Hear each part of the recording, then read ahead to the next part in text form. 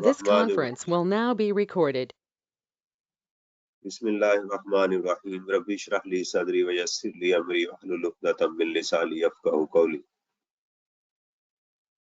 Doctor Imran Shahzad आपसे बात कर रहा हूँ। हमने लास्ट टाइम जो बात की थी वो इनकम टैक्स रिटर्न की बात हमने की थी कि पाकिस्तान में किस किस को रिटर्न फाइल करनी है। All that persons who have a taxable income, they are required to file their tax returns. उनको रिटर्न फाइल करनी है। वो बिजनेसेस जिनकी टैक्सेबल इनकम 300,000 है उनको भी रिटर्न फाइल करनी है। उसके अलावा अगर किसी के पास किसी चैम्बर ऑफ कॉमर्स का लाइसेंस है, मेंबर है, आई कैप का मेंबर है, इन लोगों को भी रिटर्न फाइल करनी है। उसके पास कार है अबव 1000 सीसी एक्सेट्रा ब्ला ब्ला, ये सारी बातें हमने डिस्कस की थी। कब रिटर्न फाइल करनी है? There are 2 dates, 30th of September and 31st of December। उस वक्त उस डेट्स को भी फाइल करनी है। कंपनीज जो है, कुछ कंपनीज 30 सितंबर को रिटर्न फाइल करती हैं and some companies file their tax return on 31st of December। और फिर हमने जो इंडिविजुअल और एओपी है वो कब रिटर्न फाइल करेंगे? वो सिर्फ जी बिल्कुल शाबाश, जो तमाम इंडिविजुअल और एओपीज हैं वो 30 सितंबर को रिटर्न फाइल करेंगे। अगर कंपनी रिटर्न की डेट बढ़ा देगी तो उसके अंदर फाइल करेंगे, या कुछ लोग जो है वो अपनी रिटर्न को खुद से एक्सटेंशन ले सकते हैं, सब्जेक्ट टू द कंडीशंस कि वो बीमार थे या पाकिस्तान में नहीं थे, and they may specify any other reasons के रिटर्न को रिवाइज करने के लिए कोई और रीजन भी दी जा सकती है। उसके बाद अगर रिटर्न फाइल नहीं करेंगे तो कमिश्नर उनको नोटिस भेज सकता है फॉर द लास्ट 5 ईयर्स। और अगर आपने पिछले 5 सालों में कोई भी रिटर्न फाइल नहीं की तो फिर आपको फॉर द लास्ट 10 ईयर्स आपको नोटिस जा सकता है। ये हमने उसमें बातें डिस्कस की थी। अब हम बात करते हैं कि आज के टॉपिक में क्या रिवाइज रिटर्न ऑफ इनकम जो है, इनकम की रिटर्न को रिवाइज किया जा सकता है। ये रिटर्न क्या चीज है, ये मैं आपको इसका बता चुका हूँ। दोबारा मैं आपको दिखा देता हूँ कि ये रिटर्न किसको कहते हैं। इसके लिए आप जो है वो FBR की वेबसाइट पे जाएं, वो है iris.fbr.gov.pk। तो यहाँ पर जब आप जाएंगे, अपना यूजर नेम पासवर्ड वगैरह देंगे, तो ये आपके पास एक डॉक्यूमेंट ओपन होगा जिसको हम ये कहते हैं, ठीक है। ड्राफ्ट रिटर्न आप अपनी फाइल करेंगे, यहाँ से आप अपना ड्राफ्ट बनाएंगे, डिक्लेरेशन में जाएंगे और यहाँ से आप अपनी रिटर्न को चूज करेंगे, ठीक है। ये देखिएगा यहाँ नजर आ रहा है extension application for filing of return, for filing of statement, for final taxation, for filing of wealth statement. ये देखें सारी एक्सटेंशन नजर आ रही है। अपनी असेसमेंट को रिवाइज करना चाहते हैं तो ये आपके पास ऑप्शंस आ रही हैं।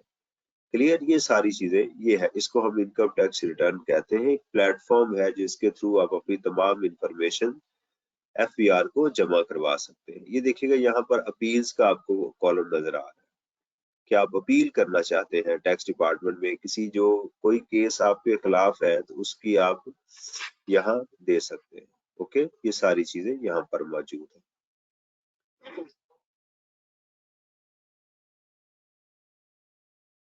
ठीक है, तो चलते हैं अपने टॉपिक के ऊपर कि क्या रिटर्न को रिवाइज किया जा सकता है। The answer is yes, return को रिवाइज किया जा सकता है। इफ अ पर्सन यानी इंडिविजुअल, एओपी और कंपनी कोई भी अपनी रिटर्न को रिवाइज कर सकता है। डिस्कवर्स एनी ओमिशन, ओमिट हो गया, उससे कुछ चीज रह गई, और रॉन्ग स्टेटमेंट या कोई चीज लिखी गई तो गलत, in the return of income, उसकी रिटर्न, इनकम की रिटर्न में, he may furnish a revise return, वो अपनी एक रिवाइज रिटर्न जो है वो कर सकता है। Subject to the following condition, ये शर्त है, ये शराइत है जिनका पूरा होना लाजमी है। Number 1, it is accompanied by the revise accounts और रिवाइज ऑडिटेड अकाउंट्स। अगर आप अपनी रिटर्न को रिवाइज करेंगे तो जो अकाउंट्स आपने ऑलरेडी दिए उनको भी रिवाइज करें। The commissioner may waive this condition if filing of revised accounts or revised audited account is not necessary। हाँ, कमिश्नर के पास ये ऑप्शन है कि वो चाहे तो इसको खत्म कर सकता है कि बगैर। तो अक्सर ऐसे ही होता है, जो इंडिविजुअल की रिटर्न जो है, जो हम लोग रिवाइज करते हैं, वो विदाउट अकाउंट्स ही की जाती है। उसके बाद the reason of revision of return duly signed is filed there. तो इसके साथ अपनी रिवाइज रिटर्न जो करेंगे उसकी रीजन भी बताएंगे कि why you are going to revise your return, उसकी क्या वजह थी।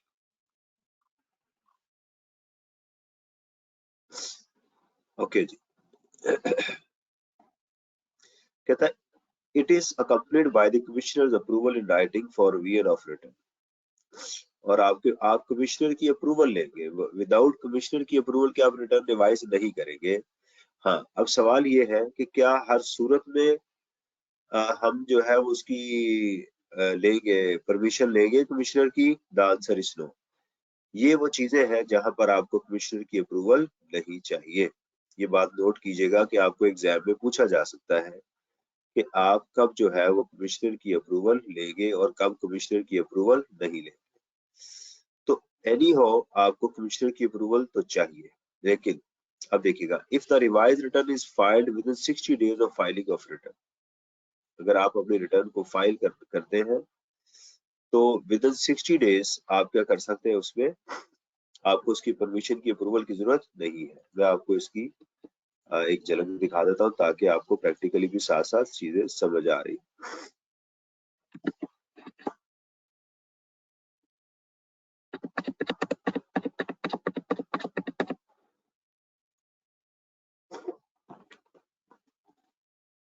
ये देखिएगा कि यहाँ पर जो आपकी डिक्लेरेशन है, ये आप अपनी रिटर्न को, ये रिटर्न असेसमेंट आप रिवाइज कर सकते हैं। ठीक है, यहाँ पर आपके पास ऑप्शन है कि आप अपनी रिटर्न को, रिटर्न स्टेटमेंट रिवाइज जो है वो नॉर्मल में रिवाइज करना चाहता हूँ अगर किसी को, तो मेरे से वो पूछ रहा है कि टैक्स पीरियड कौन सा है। मैं यहाँ पर टैक्स पीरियड दूंगा तो उस साल की रिटर्न को क्या कर देगा, वो रिवाइज कर देगा। ये देखिएगा कि यहाँ पर ये जो मेरे कंप्लीटेड टास्क है, यहाँ पर ये मेरी रिटर्न्स पड़ी हुई है सारे सालों की तमाम। ये देखें, ठीक है, 2014 से मैं ये रिटर्न फाइल करता आ रहा हूँ अपनी। तो मैं अगर किसी को फाइल करना चाहता तो यहाँ से नहीं, बल्कि मुझे यहाँ जाके अपनी रिटर्न को रिवाइज करना पड़ेगा। हाँ, इसमें होता ये है कि जैसे ही आप यहाँ पर अप्लाई करेंगे रिटर्न के लिए, तो वो आपसे पूछेगा कि जनाब आप किस साल की रिटर्न को रिवाइज करना चाहते हैं, तो वो आपके पास ओपन हो जाएगी। ठीक है, लेकिन चूंकि वो टाइम बार्ड हो चुकी है सारी, जैसे ही मैं इसको ओपन करने की कोशिश करूंगा वो कहेगा कि यहाँ पर आपको कमिश्नर की अप्रूवल चाहिए। चलिए, इफ द रिवाइज रिटर्न, वो कह रहे हैं जी 2018 में मैंने 2 रिटर्न क्यों रिवाइज की है। बेटा 2 रिटर्न नहीं है, ये देखें, ये कहना चाह रहे हैं कि मैंने 2018 में 2 रिटर्न क्यों रिवाइज की है।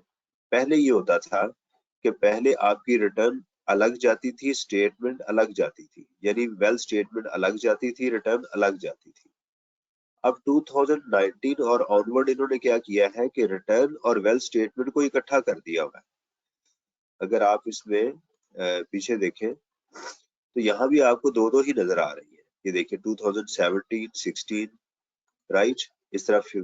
तो पिछले तमाम सालों में यही था।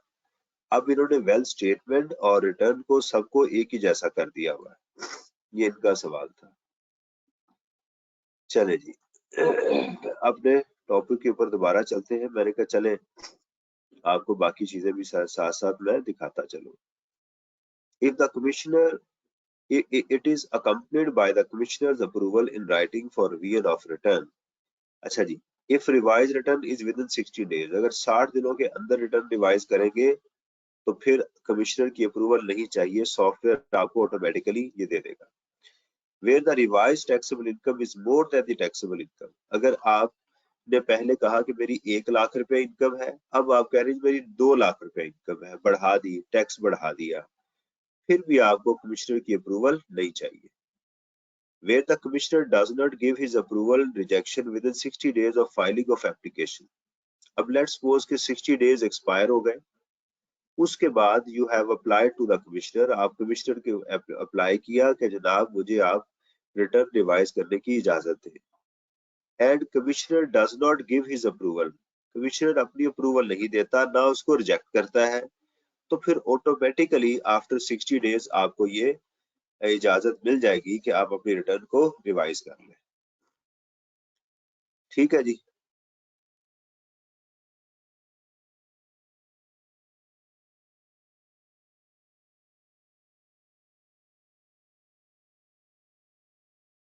होल्ड कीजिएगा बेटा 1 मिनट जरा।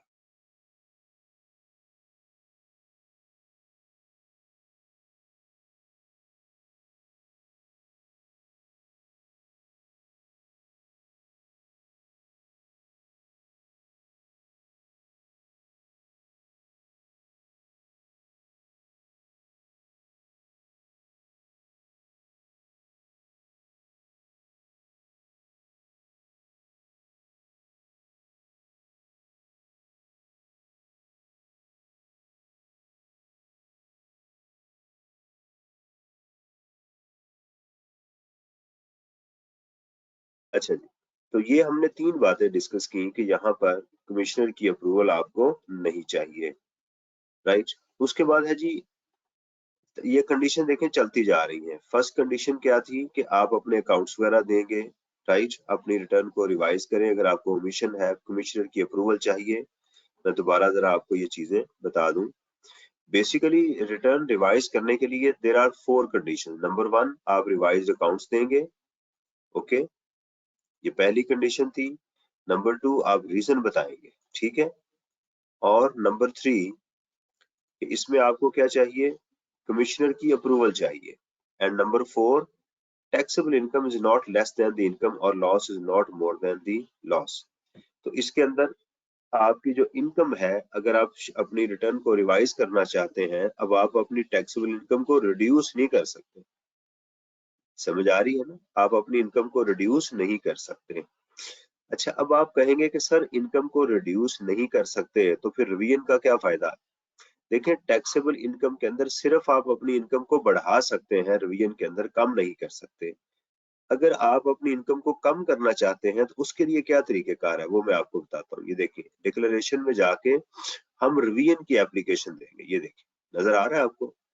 अगर आप अपनी इनकम को बढ़ाना चाहते हैं तो रिटर्न को रिवाइज करेंगे, और अगर इनकम को कम करना चाहते हैं तो क्या करेंगे, आप रिवीजन की एप्लीकेशन देंगे। जी, मेरी रिटर्न को रिवाइज, देखें, रिवाइज और रिवीजन ये 2 अलग चीजें हैं, ठीक है। रिवीजन ऑफ असेसमेंट इसको कहते हैं, इसमें आप अपनी इनकम को कम करना चाहते हैं।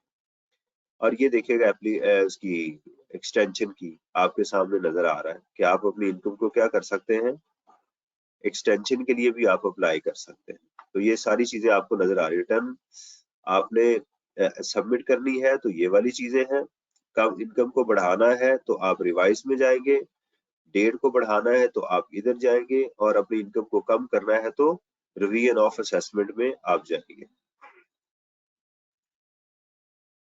अच्छा जी, और फिर वो कहते हैं कि जी कमिश्नर जो है वो आपको अप्रूवल दे देंगे इन केस ऑफ बोनाफाइडी ओमिशन और रॉन्ग स्टेटमेंट। तो कमिश्नर समझेगा कि इसने जानबूझ के नहीं किया तो आपको उसकी इजाजत मिल जाएगी। अच्छा जी, उसके बाद है reduction of penalty on revision of return of income. ये देखिएगा, ये बात हमने तकरीबन इनकम सेल्स टैक्स में भी की थी, अब यहाँ पर भी हम उसी बात को डिस्कस करते जा रहे हैं कि अगर आपने रिटर्न को खुद रिवाइज कर दिया विद बिफोर ऑडिट, ये देखिएगा, a taxpayer can file revised return along with payment of short tax paid and default surcharge if such voluntary revision is made before receipt of notice। आपको कोई notice नहीं मिला, आपने खुद रिवाइज कर दी, no penalty, no penalty, no penalty. अगर आपने अपनी रिटर्न को विदाउट नोटिस आपने कर दिया तो देर इज नो पेनल्टी, ये बात याद रखें। फिर आपको कोई पेनल्टी नहीं पड़ेगी। Before receipt of notice, no penalty. ठीक है जी, ये आपको कोई पेनल्टी यहाँ पर नहीं पड़ेगी। ठीक है जी। अच्छा जी, आगे चलते हैं। In case a taxpayer revises his return voluntarily and pays tax demand during process of audit, notice से पहले देखिएगा, before issuance of notice, during the audit, कहाँ का कर रहा है वो, ड्यूरिंग द ऑडिट। मैं जरा कलर देखूं यहाँ पे,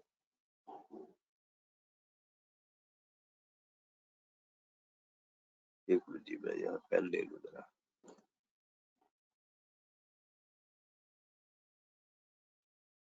ये देखिएगा कि उसने क्या किया ड्यूरिंग, ये वाला कि उसने ड्यूरिंग द ऑडिट जो है, तो फिर उसको कितनी पेनल्टी देनी है, 25% ड्यूरिंग द ऑडिट। अच्छा अब देखिएगा, अगर उसने नोटिस के बाद किया, after the issuance of notice अगर उसने उसको की, तो फिर आपको पेनल्टी 50%, और अगर यहाँ भी नहीं की तो फिर आपको 100% पेनल्टी जो है वो पड़ जाएगी।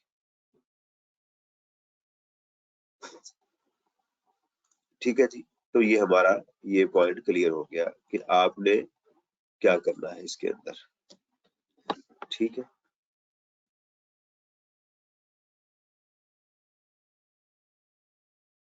ठीक है जी। उसके बाद है जी रिकॉर्ड कौन कौन से मेंटेन करेंगे, जैसे सेल्स टैक्स में था, यहाँ पर भी आपको वैसी चीज कही जा रही है कि आपने कौन कौन से रिकॉर्ड मेंटेन करना है। Every tax payer shall maintain in Pakistan such accounts documents as may be prescribed.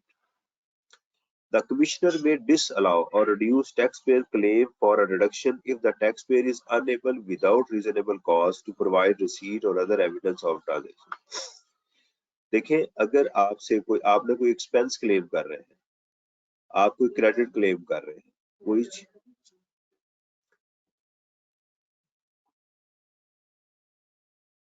अगर आप कोई क्लेम कर रहे हैं कोई चीज भी, और आप डॉक्यूमेंट्स प्रोड्यूस नहीं कर रहे हैं, तो बेशक आपका वो एक्सपेंस जेन्युइन होगा, विदाउट एविडेंस आपको एक्सपेंस अलाउ नहीं किया जाएगा। ठीक है जी,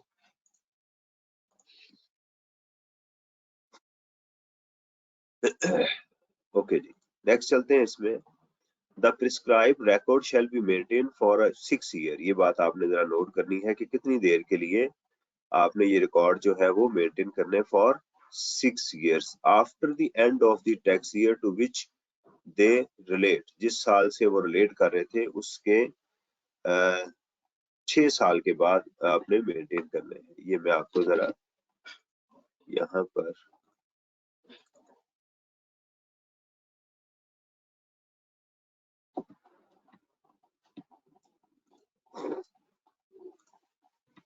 देखिएगा, जैसे हमारा है टैक्स ईयर 2022, ठीक है, तो इसके बाद इस साल को छोड़ दें आप 22 को, उसके बाद आप चलें। ठीक है, तो 2023, ठीक है, 1 1 2 3 4 5 6, इतने सालों तक आपने इसको क्या करना है, मेंटेन करना है।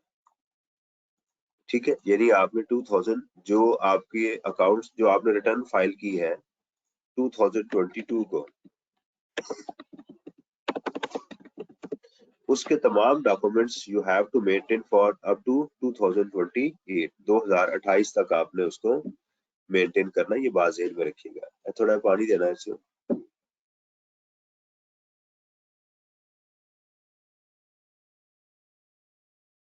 ठीक है बेटा, तो ये आप इसको क्या करेंगे, ये इसको यहाँ तक फाइल करेंगे, तो ये इसमें आपको बताया जा रहा है। ओके, अब चलते हैं आगे।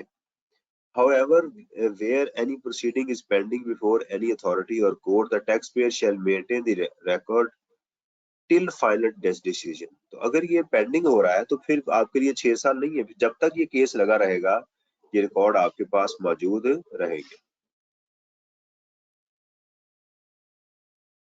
और कमिश्नर आपको चाहे तो कोई भी कह सकता है कि ये चीजें आप इलेक्ट्रॉनिक टैक्स रजिस्टर वगैरह मेंटेन करेंगे, आपको मेंटेन करना पड़ेगा। रिकॉर्ड कहाँ रखें, ये चीजें कहाँ रखनी पड़ेंगी हमें।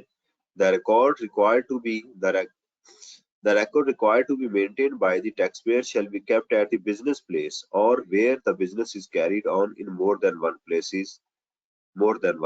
at the principal place। तो फिर अगर एक से ज्यादा जगहों पर आप कारोबार कर रहे हैं तो फिर आपकी जो प्रिंसिपल प्लेस है उसके ऊपर ये सारा चीजें रखेंगे। ठीक है जी। और अगर आप हर एक की और कह रहे हैं जी, at each of the such places if separate books of accounts are maintained in respect of each place, अगर आपकी एक से ज्यादा ब्रांचेस हैं तो आप हर ब्रांच का फिर अलग अलग अकाउंट जो है वो मेंटेन करेंगे। Where a person derives income from other sources other than business, the record shall be kept at the person places of residence और such other places may be declared by the such person। अगर कारोबार के अलावा, देखें कारोबार का तो business का तो ये बता दिया गया, तो बिजनेस के अलावा क्या है अपने घर में रखें। बाकी जो है आपके कोई आपने प्रॉपर्टी रेंट आउट की हुई है उसको क्या करें, बाकी या तो आप बता दें कि कहाँ रखूंगा रिकॉर्ड, या उसकी घर में रखें। और दूसरा है the places where the records are kept shall be clearly stated in the return, और आप उसको रिटर्न के अंदर डिक्लेयर भी करेंगे कि मैं यहाँ रिकॉर्ड अपने मेंटेन करूंगा। Special procedure for certain persons, the FBR with approval of minister in charge में प्रिस्क्राइब स्पेशल प्रोसीजर दिए जा सकते हैं। तो बहरहाल ये इतना इंपॉर्टेंट नहीं है। अब असल चीज जो हमारे पास नेक्स्ट आ रही है वो है असेसमेंट और अपील की। हमारा यहाँ पर एक मॉड्यूल कंप्लीट हो गया रिटर्न वाला, अब सेकंड स्टेज दाखिल हो गए, असेसमेंट की स्टेज में आ गए। जी बेटा क्वेश्चन है तो पूछ ले मेरे से, किसी ने अपना माइक ऑन किया।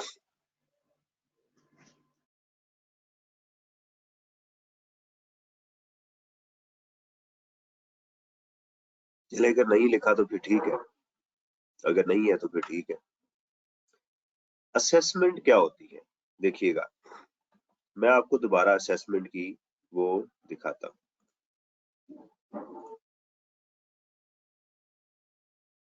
ताकि आपको अंदाजा हो जाए। ये देखिएगा, ये आप देख रहे हैं मैंने डिक्लेयर ये लिखा हुआ है कंप्लीटेड टास्क। मैं दोबारा रिटर्न के ऊपर आ गया हूँ और यहाँ पर लिखा हुआ है कंप्लीटेड टास्क।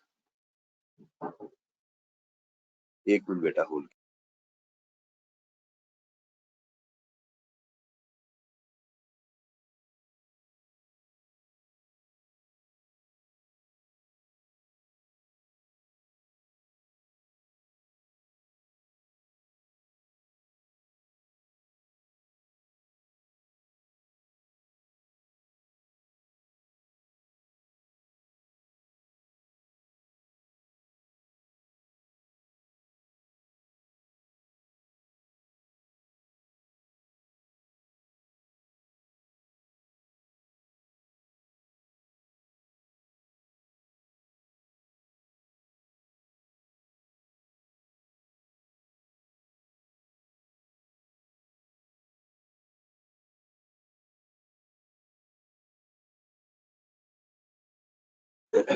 अच्छा जी देखिएगा, सॉरी कि ये देखिएगा कि आपको नजर आ रही है सारी डिक्लेरेशन। ये इसमें मॉड्यूल कितने हैं, draft, inbox, outbox and completed task जो है ना ये हमारे पढ़े हैं। अब कंप्लीटेड टास्क में जब आपने क्लिक किया तो यहाँ पर आ गया डिक्लेरेशन। नीचे देखिएगा ऑडिट एंड असेसमेंट्स, ठीक है। ये देखिएगा मेरी इन्होंने 2014, 15, 16 की क्या लिखा हुआ है, सेल्फ असेसमेंट। ये मैं आपको दिखाता हूँ।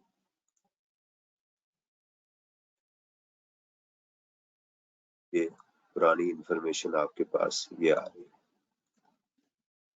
ठीक है। इसके अंदर ये जो आपको नजर आ रही हैं चीजें, इसमें ये 2014 की मैंने जो आपको इंफॉर्मेशन दिखाई, तो उसके अंदर मेरा क्या था कि उस वक्त जो चीजें आपको डिक्लेयर हुई इसमें कुछ भी नहीं लिखा हुआ। इसमें सिर्फ ये है कि order to make self assessment, कि आपने जो सेल्फ असेसमेंट है वो है, यानी जो कुछ मैंने ड्राफ्ट डिक्लेयर किया डिपार्टमेंट ने मनो अन उसको वैसे ही मान लिया, ठीक है। 2014 में मैंने जो अपनी इनकम डिक्लेयर की थी डिपार्टमेंट ने एज इट इज उसको मान लिया। यानी दूसरे अल्फाज में सॉफ्टवेयर ने ये काम किया है, ठीक है। दूसरे दूसरे अल्फाज में क्या है कि सॉफ्टवेयर ने खुद ही मुझे कहा कि जो कुछ इसको कहते हैं सेक्शन 120, ये आपको नजर आ रहा है, सेल्फ असेसमेंट कहते हैं। यानी मैंने जो इन्फॉर्मेशन डिक्लेयर की डिपार्टमेंट को इसके ऊपर कोई एतराज नहीं है, उसको मनोअन मान लिया गया। इसको सेल्फ असेसमेंट कहते हैं। ये बात समझ आ गई मेरा बेटा आपको?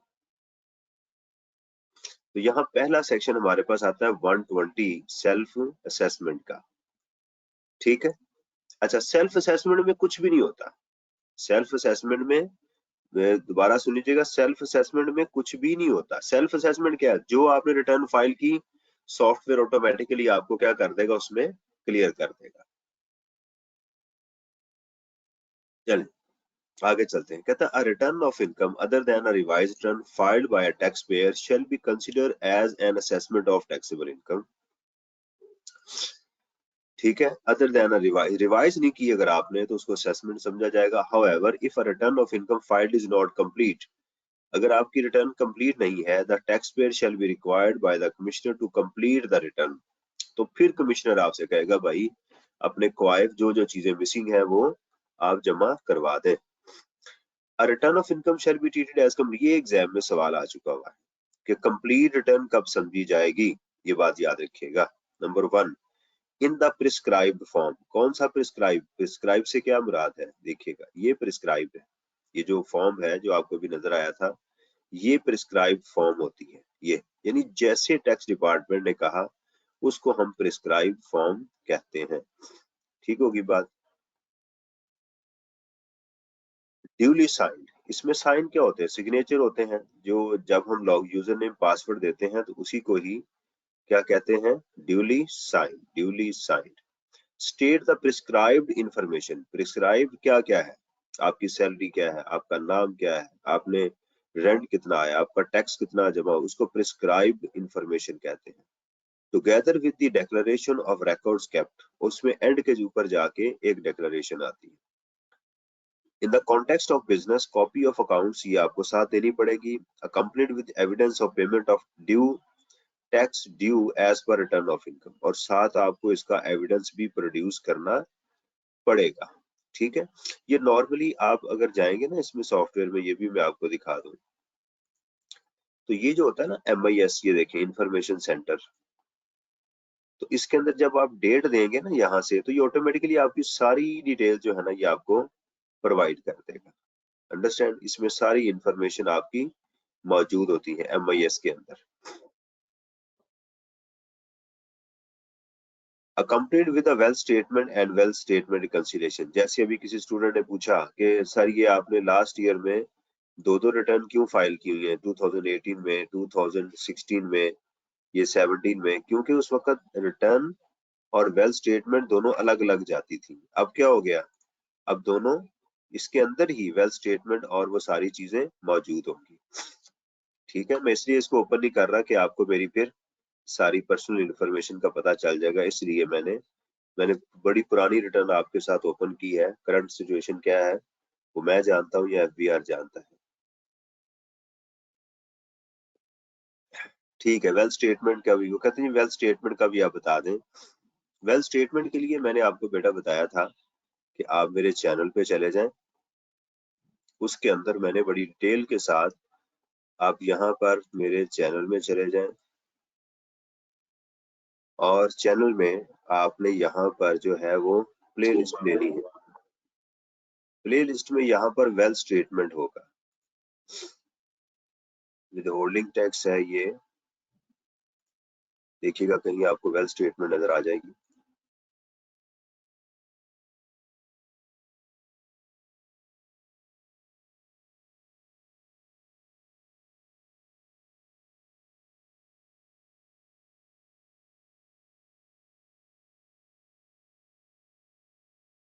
यहाँ हम देखते हैं कि वेल स्टेटमेंट,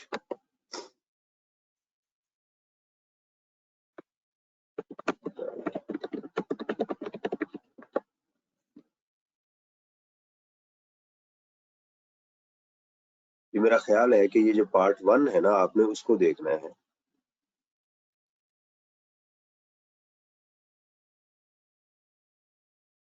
ये मैं आपको ये मैसेज भी कर दूंगा इसके अंदर।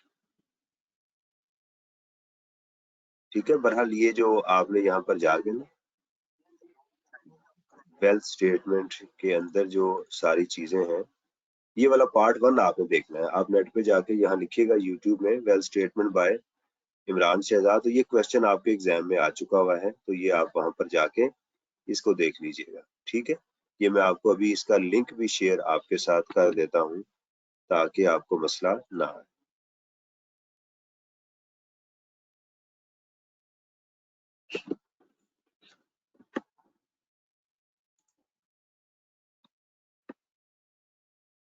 आपका बहुत शुक्रिया।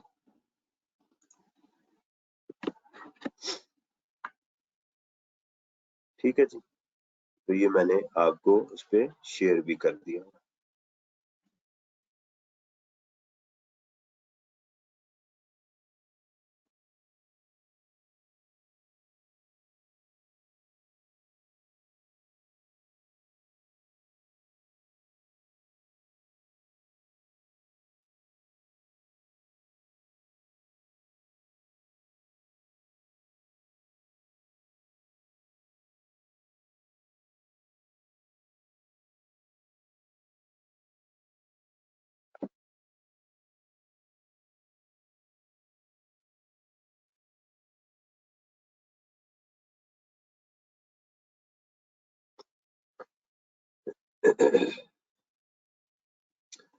जी बेटा, यहाँ तक कोई क्वेश्चन हो तो आप मेरे से पूछ लें ताकि फिर मैं इससे आगे चलूँ। असेसमेंट तक चलें आगे, असेसमेंट से आगे। तो असेसमेंट में सबसे पहली हमने जो बात की वो ये की कि जनाब जो इंफॉर्मेशन भी आप देंगे वो डीम्ड होगी, उसको सेल्फ असेसमेंट कहते हैं, और उसको समझा जाएगा कि ये जमा हो चुकी हुई है। और इसकी सारी मैंने आपको चीजें प्रैक्टिकली दिखा दी। अच्छा जी, उसमें एक और चीज जो हमें बताई जा रही है कि अगर आपके कोई फॉरेन एसेट्स हैं, अकम्पनीड का मतलब होता है साथ अटैच है, अकम्पनीड होना, साथ जो जो चीजें अटैच करनी है उसको अकम्पनीड कहते हैं, साथ होना। जैसे आपने अंग्रेजी में I was accompanied with Shahzad, तो मैं शहजाद के साथ था, तो ये चीज जो है वो नजर आ रही है कि उसमें होनी चाहिए। इन केस ऑफ एनी डेफिशिएंसी, अच्छा अब ये है कि अगर आपने देखें, दो चीजें देखिएगा, मैंने आपको एक डॉक्यूमेंट आपके साथ शेयर किया हुआ था, ये वाला, ये चला गया भाई।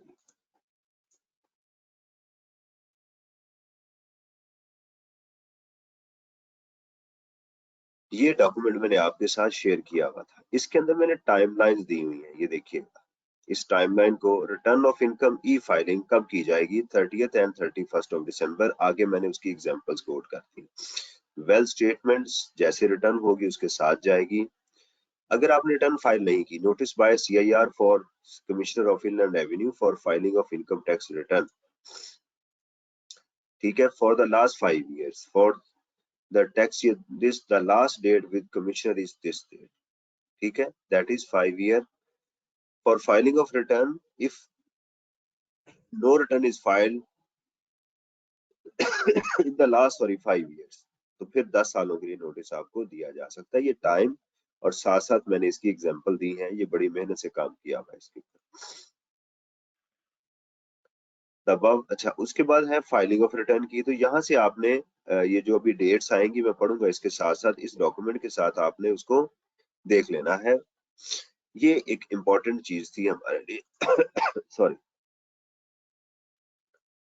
इन केस ऑफ एनी डेफिशिएंसी, अगर उसमें आपने जो रिटर्न फाइल की उसमें डेफिशिएंसी आ गई तो फिर सेल्फ असेसमेंट नहीं होगी, ये बात याद रखें।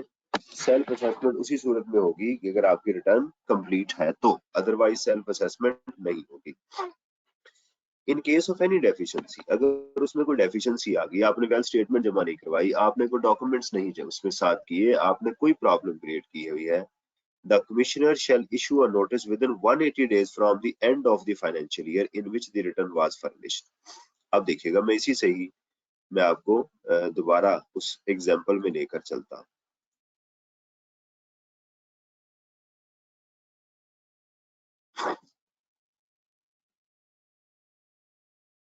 ये देखिएगा, ये थी इसकी example, notice by the commissioner in case of any deficiency in the tax return, ये section 126, within 180 days from the end of the financial year in which the return was filed. देखिए जरा, आपने जरा note करना है क्योंकि ये exam के लिए बड़ी इंपॉर्टेंट चीज है। रिटर्न फाइल्ड ऑन 30 सितंबर 2021। चलें साथ साथ मैं एक्सेल भी ओपन करता हूं ताकि आपको समझ आनी शुरू हो जाए। आपका ईयर एंड स्टार्ट हो रहा था जुलाई 2020 से,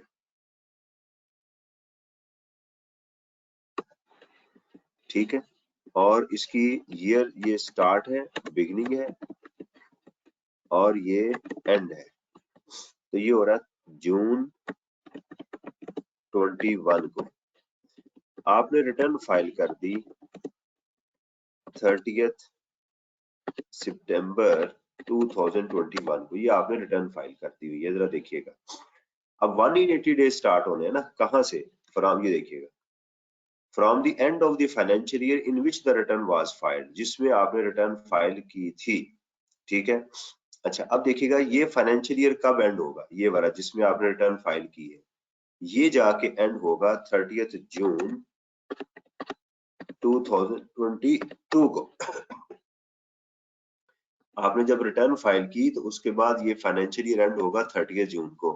इसके बाद 180 डेज आगे जाना है आपने, यहां तक रिटर्न जो है वो फाइल की जा सकती है, ठीक है। ये देखिएगा, तो उसकी मैंने आगे एग्जांपल लिख दी, last date of notice on और बिफोर 27 दिसंबर 2022 जो है उसके अंदर आपको ये रिटर्न फाइल क्या करना पड़ेगी, ठीक है। देख लीजिएगा इसमें टाइम कहीं गलत ना लिखा, मुझे लग रहा है कि टाइम जो है वो, ये बेटा ग्रुप में सेंड किया हुआ है पेज, ये वाला जो आप पूछ रहे हैं, last date of notice on और बिफोर 27 दिसंबर 2022, ये ठीक लिखा हुआ है, ठीक है जी। ये चीज मैंने आपको करवा दी।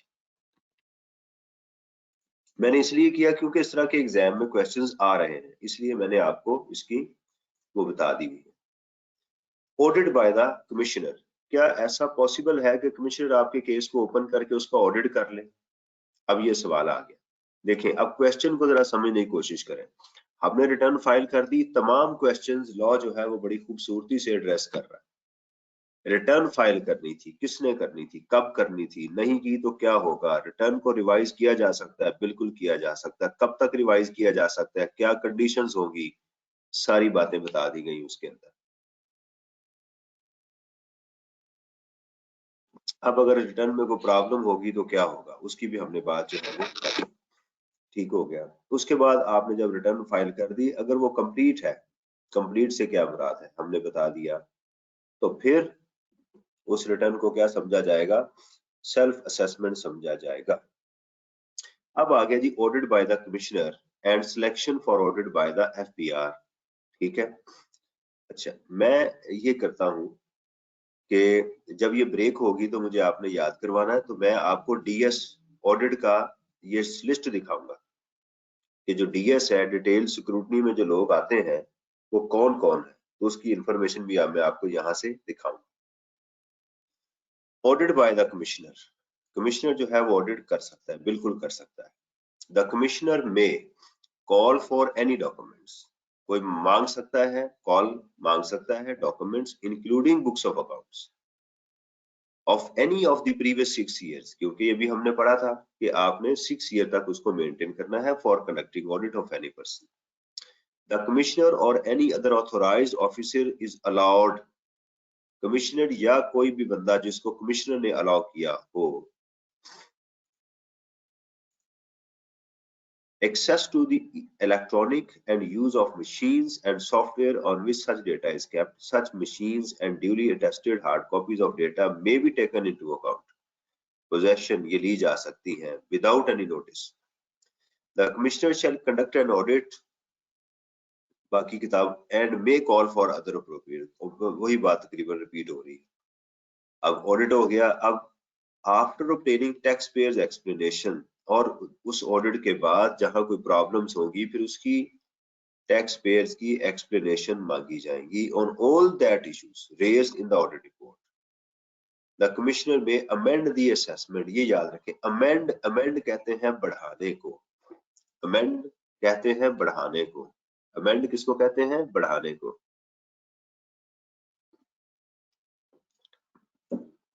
उसकी असेसमेंट में ऑडिट को, टैक्स को बढ़ाया जाएगा। द कमिश्नर में conduct audit electronically through video links, और अगर कोविड वगैरह है, आप प्रॉब्लम में है, तो फिर आपका, जैसे मैं आपसे वीडियो लिंक से बात कर रहा हूं, ऐसे ही वीडियो लिंक से बात हो सकती है। Where a person taxpayer has not furnished the required documents sufficient explanation, the commissioner shall determine taxable income on the basis of sectoral benchmark ratios prescribed by the FPR. अगर आपने ये काम ना किया तो फिर आपकी बेस्ट जजमेंट हो सकती है जो कि बताई गई है, मुझे बताई गई, आपकी बुक में है सेक्टोरल बेंचमार्क रेशियोज।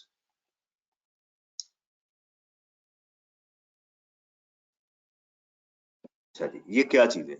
यानी जिस सेक्टर में है, आप चेयर बेचते हैं, आप जो है वो आ, कोई कोई काम भी करते हैं अगर आप, तो उसके लॉ ने क्या किया हुआ है, कुछ रेशियोज बता दी है।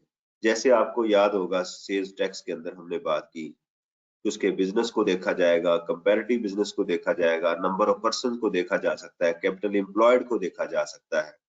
तो उन चीजों को देख के आपका ऑडिट किया जा सकता है, उसके अकॉर्डिंगली आपकी इंफॉर्मेशन प्रोवाइड कर दी जाएगी। अच्छा, अब सवाल ये है कि क्या ये सारे ऑडिट चार्टर्ड ये खुद ही करेंगे? द आंसर इज, कोई लाजमी नहीं है, नो नहीं कहना चाहिए, लाजमी नहीं है। एफबीआर चाहे तो किसी चार्टर्ड अकाउंटेंट फर्म या कॉस्ट एंड मैनेजमेंट अकाउंटेंट को भी अपॉइंट कर सकते हैं ताकि वो ऑडिट करें, जैसे कि उनको डायरेक्ट किया जाएगा। उसका स्कोप कैसे ऑडिट करना है, किन चीजों को ऑडिट करना है, that will be decided by the FBR. अच्छा जी, उसी के अंदर देखिएगा स्पेशल ऑडिट पैनल बन गया। पैनल क्या है? कमेटी होती है, पैनल्स होते हैं, काउंसिल्स होती हैं, ये सारी चीजें, यानी लोग इकट्ठे होते हैं। The FBR may appoint special audit panels to conduct audit including forensic audit. Forensic कहते हैं जहां फ्रॉड हो रहा हो, इन्वेस्टिगेशन हो रही है, उसको कहते हैं। एक होता है ऑडिट, एक होती है इन्वेस्टिगेशन। ऑडिट जनरल टर्म में यूज किया जाता है। इन्वेस्टिगेशन जब आप किसी खास मकसद को देखते हैं, कोई एसेट चोरी हो गया, आप उसको देखना शुरू करते हैं, ठीक है, तो उस सूरत में ये वर्ड हम यूज करते हैं। Including forensic audit of the income tax affairs comprising 2 or more member of the following। तो चार्टर्ड फर्म के थ्रू भी ऑडिट करवाया जा सकता है, कमिश्नर खुद ऑडिट कर सकता है। यानी अगर आपसे सवाल किया जाए कि किसी का ऑडिट कैसे किया जा सकता है, तो आप क्या बताएंगे? कि जनाब खुद भी ऑडिट किया जा सकता है, और किसी चार्टर्ड फर्म को भी अपॉइंट किया जा सकता है, और या इसके अलावा स्पेशल ऑडिट पैनल भी बनाया जा सकता है। इसमें क्या क्या होंगे? Any officer of inland revenue एक मेंबर होगा, ऑफिसर ऑफ एक फर्म चार्टर्ड अकाउंटेंट्स की होगी, कॉस्ट एंड मैनेजमेंट अकाउंटेंट्स होंगे, any other person including a foreign expert और स्पेशलिस्ट, जो भी एफपीआर का है, इसमें 2 या 2 से ज्यादा लोगों को इकट्ठा करके पैनल भी बनाया जा सकता है। Chairman of the panel shall be an officer of inland. इनका जो चेयरमैन होगा वो ऑफिसर इनलैंड रेवेन्यू का ऑफिसर होगा। If any one member of the panel other than the chairman is absent from conducting audit, the proceeding of the audit may continue and the audit shall not be invalid because of or be called in question। अगर कोई member absent होगा तो उसकी जो proceeding होगी उसको valid समझा जाएगा। ये नहीं कि फला बंदा नहीं आया जी तो लिहाजा प्रोसीडिंग कैंसिल होगी, नहीं, समझा जाएगा, राइट। हाँ, चेयरमैन का होना तो लाजमी होता है उसमें। अच्छा जी, आगे चलते हैं। Chairman of the panel shall be an officer of Inland Revenue if any one member of the panel, ये बात कर ली हमने। In case of a member other than officer of Inland Revenue, an agreement of confidentiality shall be made between FPR and persons। तो ये लोग जो है ये उसकी इंफॉर्मेशन को खामखा मार्केट में कहीं डिस्क्लोज नहीं करेंगे। ऐसा नहीं होगा कि उनकी इंफॉर्मेशन को ये बताते फिरेंगे मार्केट में जाके, कॉन्फिडेंशियलिटी होगी। मैंने कहा था डीएस जिसको कहते हैं, डिटेल्ड स्क्रूटनी, क्या कहते हैं इसको? Detailed scrutiny. The FBR may select any person for audit of income tax affairs through computer balloting, which may be random or parametric random यानी किसी को भी सिलेक्ट किया जा सकता है, पैरामेट्रिक या स्टैट की मदद से किसी को सिलेक्ट किया जा सकता है, as the FBR may deem fit. Parameter set by the FBR shall be confidential, ये किसी को नहीं बताए जाएंगे। ओके, ये इनके हो सकते हैं। चले कोई बात नहीं, हमारे सिलेबस में है, आप इसको देख लीजिएगा। अच्छा जी, अब मैं एक ब्रेक चाहता हूँ, ब्रेक के दौरान मैं फिर अब उतनी देर में मैं ये आपको ऑडिट की आपको लिस्ट ढूंढ के दिखाता हूँ, अगर मुझे मिल जाए नेट से तो मैं ये आपको डिटेल स्क्रूटनी की लिस्ट भी आपको बताता हूँ। उसमें फिर हम सेकंड पार्ट के अंदर आज हमने असेसमेंट को कंप्लीट करना है, तो बेस्ट जजमेंट असेसमेंट अमेंडमेंट वगैरह को आज हम बाकी दूसरे सेगमेंट में इंशाल्लाह कंप्लीट करेंगे। ठीक है जी, अस्सलाम वालेकुम वरहमतुल्लाहि वबरकातुहू।